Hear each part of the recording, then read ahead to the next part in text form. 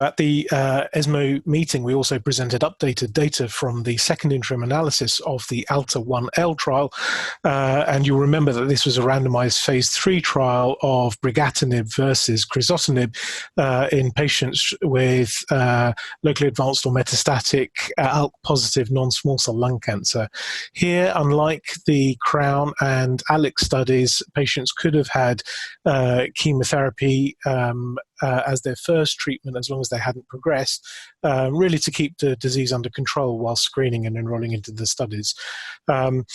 the updated data did confirm the significant efficacy of Brigatinib with a hazard ratio of 0.49 for progression-free survival by blinded independent radiology review, which is very comparable to what we've seen thus far in the ALEX study with alectinib.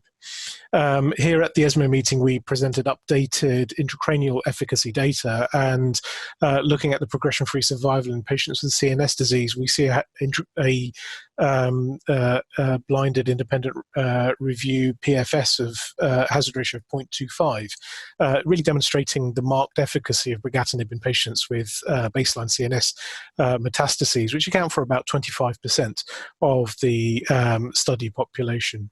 Now, this hazard ratio is far superior to what we've seen with Ensartinib and Alectinib in ALEX to date, although it's very difficult to make cross-trial comparisons, and I would suggest is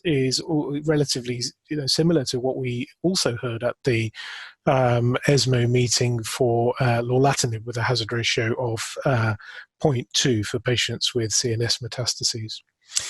We also had more data about the brain efficacy. Brigatinib has an intracranial progression-free survival of 0.45. Now, that's good benchmarking because we've not really seen that type of endpoint before, and certainly we'll all be looking for that endpoint for the CROWN Lorlatinib data, because at the moment we've only seen time to intracranial progression, which is a slightly different endpoint. And finally, we had some clearer data on the nature of CNS relapses in patients in the ALTA-1L, demonstrating that Brigatinib did reduce the number of patients with brain as the first site of progression compared to Crizotinib, which I guess you would expect given its intracranial activity. And if we look at the pattern of progression in the brain, it tends to be new metastases rather than established disease.